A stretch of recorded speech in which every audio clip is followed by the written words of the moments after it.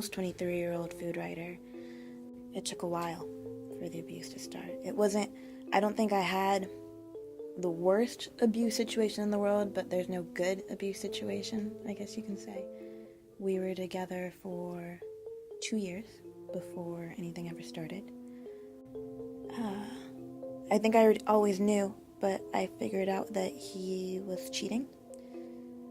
And when I confronted him on it and he admitted it, I don't think I gave him the response he wanted. I think he was expecting, oh my God, I hate you, going crazy, emotional, and I laughed in his face. I made him feel pathetic. We were supposed to go out clubbing that night, and I was like, fine, let's still go out, let's still do whatever.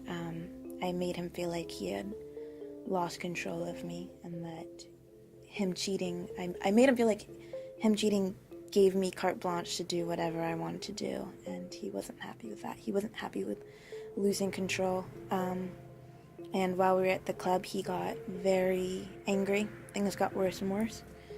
I kept pushing it, and he went off.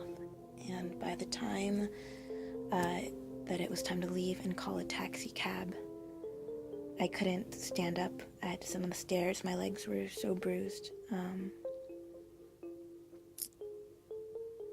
He had literally just taken a belt to my legs. I was wearing a black cocktail dress, so it was pretty much straight to the skin. And didn't stop. I cried, didn't stop. We were kind of in a position where nobody could really see or hear or intervene. He was good at that. And he kept pushing it off, quitting drinking.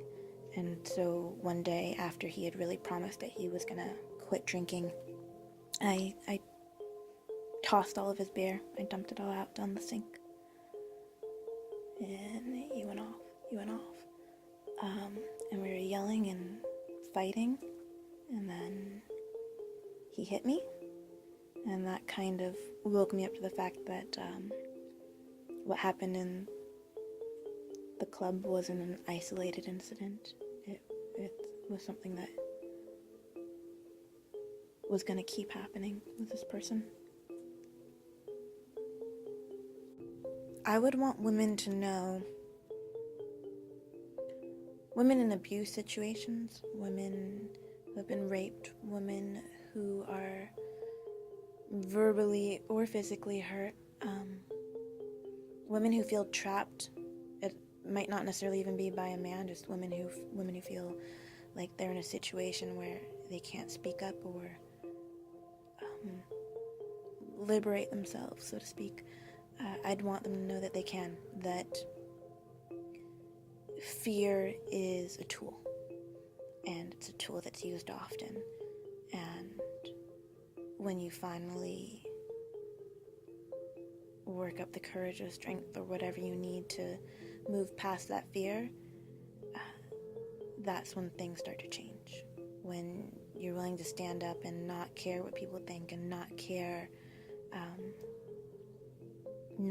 about the threats or what's thrown at you. When you're willing to say, this is my story, this is what's happening, and I'm not backing down, that's when a difference is really made.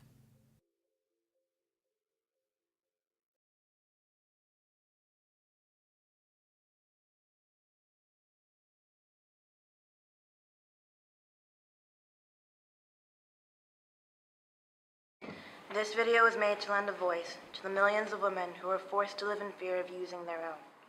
We must speak up for them, because if we don't, who will?